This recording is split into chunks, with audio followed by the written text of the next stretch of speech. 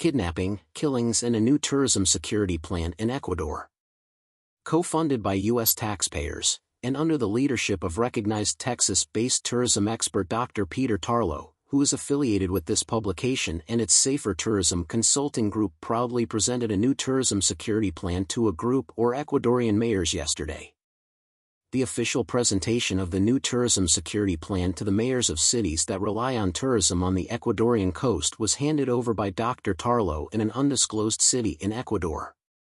Tarlow went back and forth to Ecuador over the last few months despite great security concerns.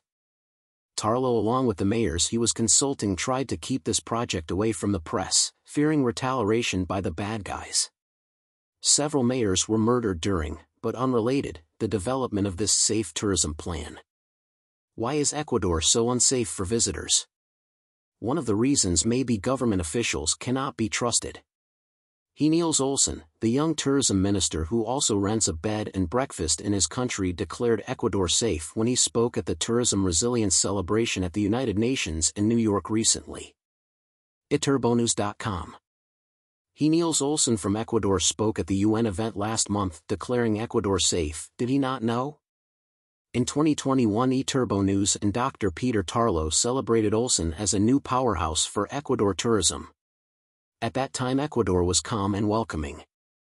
He certainly remains in this post and remains safe himself despite so many challenges. Eturbonews.com. It's true, until approximately 3 years ago, Ecuador was known as a peaceful nation within Latin America.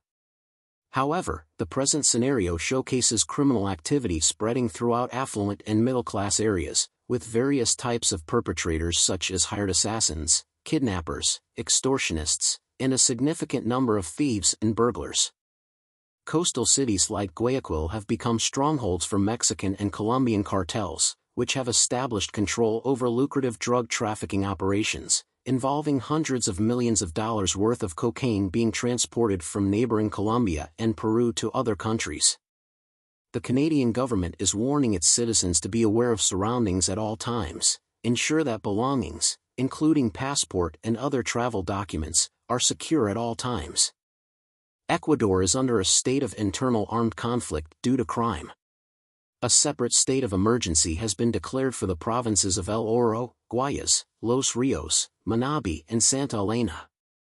A visitor entering Ecuador via land or river borders from Peru or Colombia must present an apostilled police check covering every country they have lived in during the previous 5 years.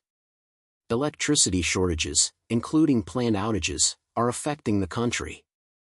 Embassies warned to specifically not travel within 20 kilometers of the border with Colombia, except the official border crossing at Tulcan, due to the high risk of kidnapping and violent crime associated with drug-related criminal organizations. The U.S. travel advisories for Ecuador states: reconsider your need to travel to Sucumbíos and Esmeraldas provinces and Guayaquil City due to the high level of gang-related crime and the threat of kidnapping.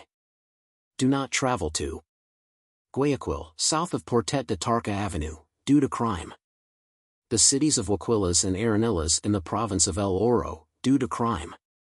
The cities of Quevedo, Quinsaloma, and Pueblo Viejo in the province of Los Rios, due to crime. The canton of Duran, in the province of Guayas, due to crime.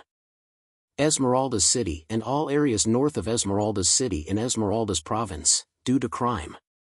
Reconsider travel to Guayaquil north of Portet de Tarca Avenue due to crime. El Oro province outside the cities of Huaquilas and Arenillas, due to crime. Los Rios province outside the cities of Quevedo, Quinsaloma, and Pueblo Viejo, due to crime. All areas south of Esmeraldas City in Esmeraldas province, due to crime.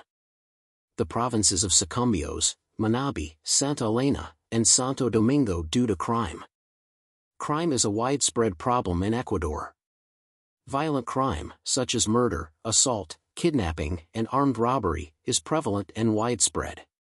The rate of violent crime is significantly higher in areas where transnational criminal organizations are concentrated. Demonstrations occur frequently throughout the country, usually motivated by political and/or economic factors. Demonstrators routinely block local roads and major highways, often without prior notice, which can lead to disruption in access to critical infrastructure. Outside of Ecuador's major towns and cities, much of the country's territory is sparsely populated and isolated. Government assistance may be very limited and can lead to significant delays for assistance to U.S. citizens in remote areas.